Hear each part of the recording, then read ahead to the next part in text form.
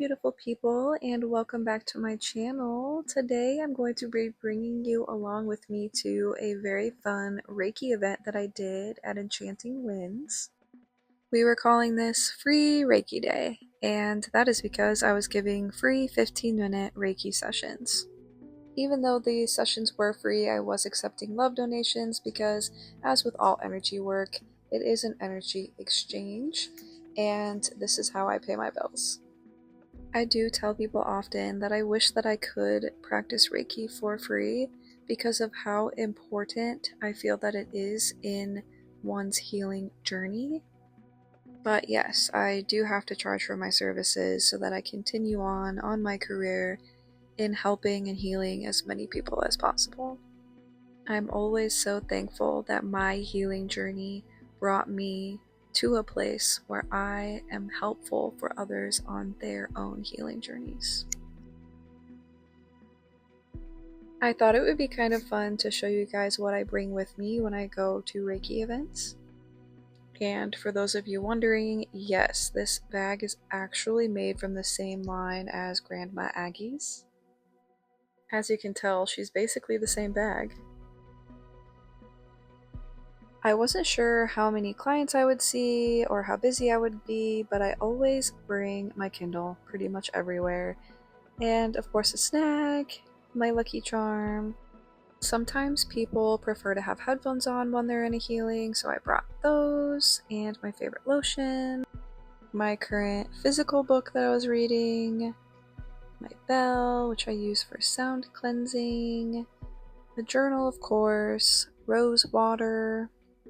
I am a lover, and I believe that healing takes so much love for yourself, for others, for just everything and everyone. And so a lot of my practice is rooted in self-love intention and spreading love intention. So I have that rose water for cleansing as well as my love intention oil. The copper pyramid that Enchanting Winds has in their healing room is pretty intense. The one time I used it, it was just a lot of extra added energy, and I feel like I'm so new, and also my energy is all over the place all of the time. So I kind of have just put that to the side for now, and will revisit it in the future.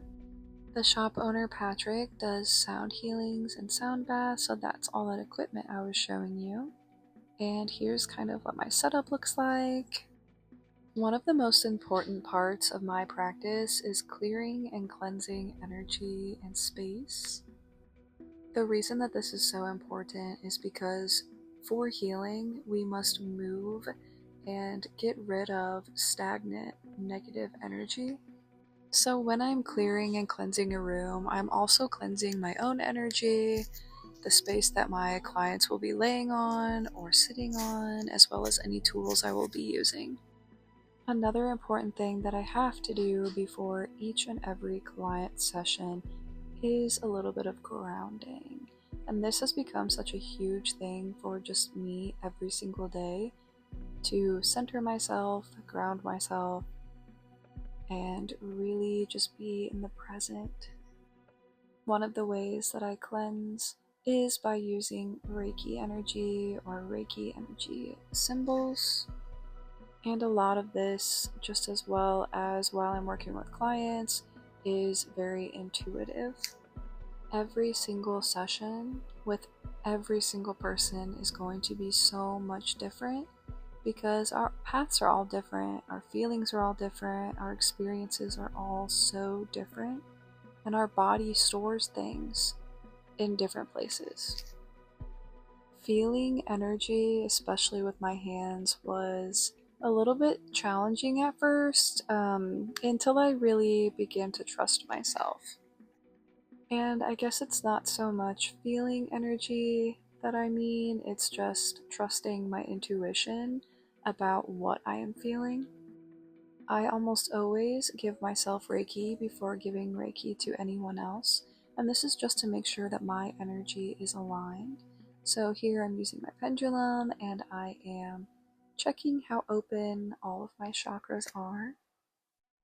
I have been studying chakras for probably a decade now, and it wasn't really until I got my Reiki attunements that they made sense to me and that I was able to really feel them and feel blocks in them. And I feel like this is just part of the beauty of Reiki energy healing and energy healing as a whole. Both giving and receiving energy healing just opens you up in ways that you never really realized were possible previously. Seeing how energy healing, specifically Reiki energy healing, can help people open up in this way has been extremely moving for me. Healing people has been a huge part of my own healing journey, and for it I am extremely thankful. I keep track of every single session that I do, things that I see, things that I experience, ways that I feel, blocks that I notice in people's energies, and also things that they tell me that they experience throughout their sessions as well. I also like to go over my notes from previous sessions and previous meetings with my Reiki master. That way, I am just giving people the best experience that I possibly can. Showing up for people in this way definitely makes a difference.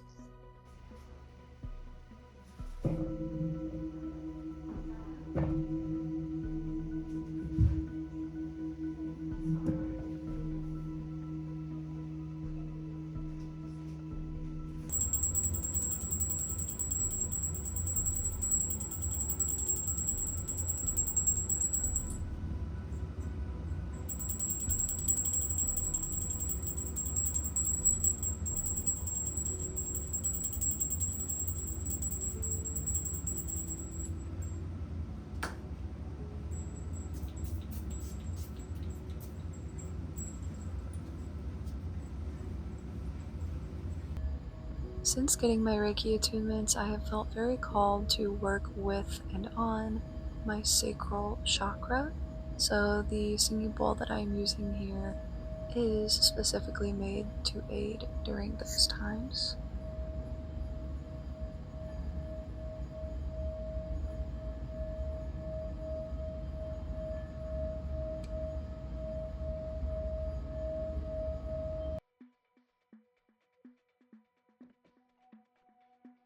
Journaling is one of the most important tools that one can utilize, especially when receiving energy healing or doing energy work.